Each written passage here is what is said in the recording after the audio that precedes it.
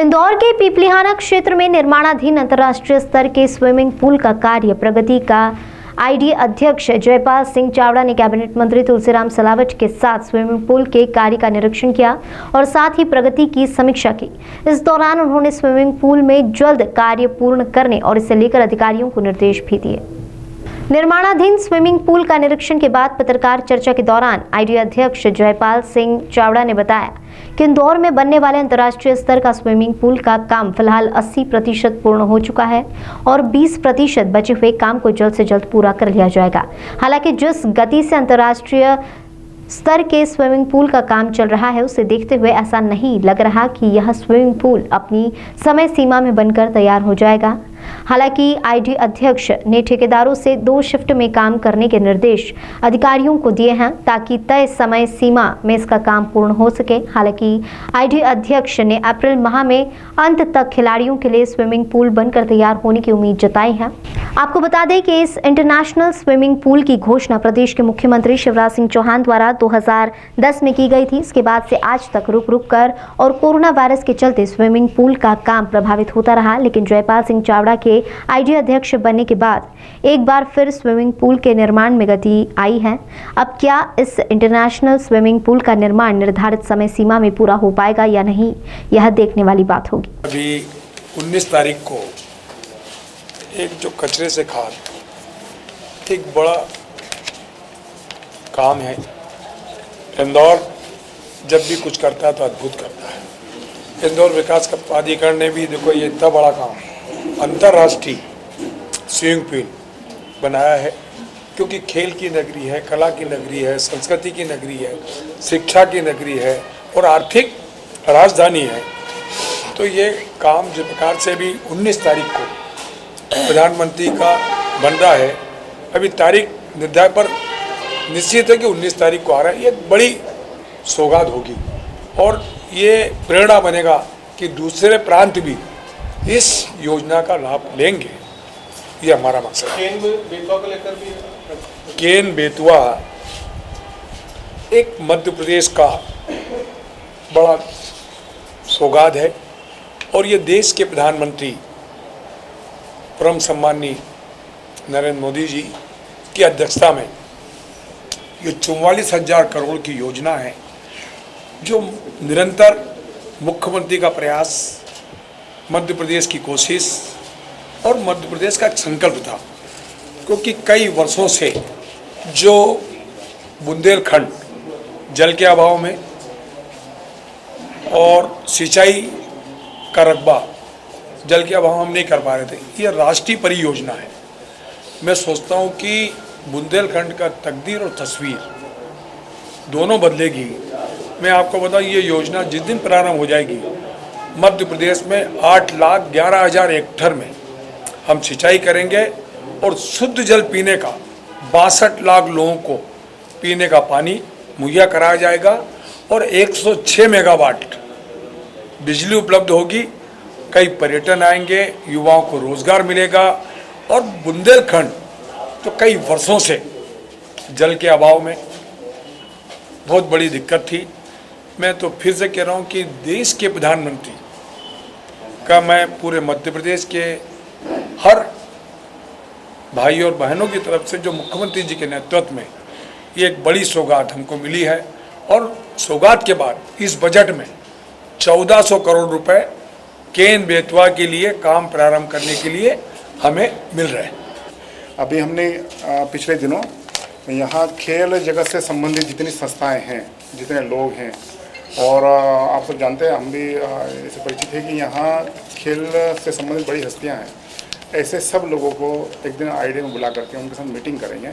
इसका लाभ अधिकतम लोगों को, खिलाड़ियों को और कैसे मिल सकता है, किस प्रकार से मिल सकता है, उससे प्लान करके जो जो चीज़ें इसमें ऐड करना होगी वो सब चीज़ें करेंगे। उसको फॉर्म कर पाए तो उसके लिए ये पूरी तरह से इसको आरक्षित रखे जाना चाहिए। और एक पुल का और निर्माण जो हमारी परिकल्पना में था, जब हमने इसको यहाँ पर इसको बनाया था तो उसके अंदर यही था कि पास में ज़मीन है तो उसके अंदर एक मल्टीपर्पज़ इंडोर स्टेडियम आ जाए और उसके साथ में एक पुल हमारा और आ जाए जो इसी साइज़ का रहेगा, जहाँ वाटर पोलो का खेल भी हो सकता है, क्योंकि तभी जाके इसकी अंतर्राष्ट्रीय तैराकी संकुल की अवधारणा को पूरा मूर्त रूप मिलेगा। और वो वहाँ पर जो हमारे नागरिक लोग हैं उस चीज़ का पूरी तरह से वो लुत्फ उठा पाए। ये हमारे पास से ये नहीं हो पाया, लेकिन वातावरण भी बदला है। 2014 से जब से मोदी जी की सरकार आई, उन्होंने बजट के अंदर भी अपना प्रावधान रखा, खेलकूद के लिए भी खूब प्रावधान रखे हुए हैं। तो अब हमारे पास में बहुत सारी सपोर्ट सिस्टम है जिसमें हम अब इसको गति दे सकते हैं। लेकिन पहले मतलब इस प्रकार से सुविधाएं नहीं थी, ना तो मानसिकता थी, ना इस प्रकार की सुविधा थी। अब वो सारी चीज़ें एक साथ हैं, तो जब हमारे पास में है तो इन चीज़ों को उसके पूरे मूर्त रूप मिले, तो उसके लिए अपने पास में एक पुल का और निर्माण हो जाएगा, तो कोई बड़ी बात नहीं है। इसमें कोई टैंक बनने में ज़्यादा पैसा नहीं लगता। और एक स्पोर्ट जो हमारे पास में है वाटर स्पोर्ट, वो भी हमारा पूरी तरह से हो जाएगा। तो अंतर्राष्ट्रीय जो संकुल है हमारे पास में, तैराकी संकुल, उसकी अवधारणा पूरी तरह से यहाँ पे शाश्वत सत्य हो जाएगी। इंदौर संगीत, खेलकूद और सांस्कृतिक दृष्टि से पूरे देश का प्रदेश का केंद्र है। और माननीय मुख्यमंत्री जी की जैसी इच्छा है, यहाँ खेल कूद को लेकर भी आइडिया कोई अच्छा काम करे। इसी तारतम्य में 2015 में इसकी योजना बनी थी और अभी तक 13 करोड़ के लगभग इसमें खर्च हो चुका है। अभी अभी हमारी जो पिछले प्रथम चरण में 13 करोड़ खर्च हो चुका है। अभी अभी पिछले दिनों जो आइडिया की बोर्ड की बैठक हुई थी, उसमें द्वितीय चरण का जो कार्य है उसको पूर्ण करने के लिए फिर से 10 करोड़ के लगभग की राशि इसमें स्वीकृत हुई है। पहले चरण का कार्य लगभग 80% इसका पूरा हो चुका है। शेष कार्य जो पूर्ण होने की स्थिति में है वो अतिशीघ्र जो है वो पूरा होगा। और आज इसी अवसर पर मैं हमारे पूर्व आईडी के अध्यक्ष माननीय मधु भैया और हमारे प्रदेश के मंत्री, कैबिनेट मंत्री माननीय तुलसी भैया से मैंने आग्रह किया कि इंदौर के लिए बहुत बड़ी सौगात है ये, और राष्ट्रीय स्तर का यहाँ स्विमिंग पूल रहेगा और आने वाली इंदौर की प्रतिभा, पूरे प्रदेश की प्रतिभाओं को इसका लाभ मिलने वाला है। सहर्ष मंत्री जी ने भी इसको स्वीकार किया और हम सब लोग इसके जो प्रगति है इसको देखने के लिए आए हैं। और अतिशीघ्र ये मुख्यमंत्री जी की जैसी इच्छा है, जिसकी मंशा है, उसके अनुसार ये समर्पित जनता को। देखिए, दो चीज़ें इसमें, एक तो काफ़ी लंबा समय हमको लग गया। हमने माननीय मुख्यमंत्री जी की जो घोषणा थी वो 25 मई 2010 की थी और उसी को हम आधार बना के यहाँ पे चल रहे थे। चूँकि संतुलन बनाना था शहर में, पश्चिम क्षेत्र में ऑलरेडी है, मध्य क्षेत्र में भी है नेहरू पार्क का, हम पूर्वी क्षेत्र में इसको लेके आना चाहते थे। पूर्वी क्षेत्र में यह आया। इंदौर विकास प्राधिकरण, हमारे विधायक साहब और हमारे सभी जो कर्ता धर्ता उन सब लोगों को बहुत बहुत आभार। शंकर जी ललवानी जी का भी काफ़ी विशेष मतलब इसका हो रहा है। इसके अंदर जो हमारी परिकल्पना थी वो ये थी कि हम इसको एक अंतर्राष्ट्रीय तैराकी संकुल बनाएं। चूँकि इंदौर विकास प्राधिकरण ये 94 स्कीम में हमको हैंडओवर हुई थी और उसमें 4.25 एकड़ ज़मीन हमारे पास में ये ऑलरेडी है। बड़ी अच्छी ज़मीन है और ये खेलकूद एवं स्टेडियम के निर्माण के लिए ही आरक्षित है ये ज़मीन। तो उसी के मद्देनज़र इस चीज़ को ये रखा गया है और इसमें हमारे पास में अंतर्राष्ट्रीय तैराकी संकुल के रूप में जो फीना के नाम से उसके मुताबिक यहाँ पर इसका निर्माण किया जा रहा है।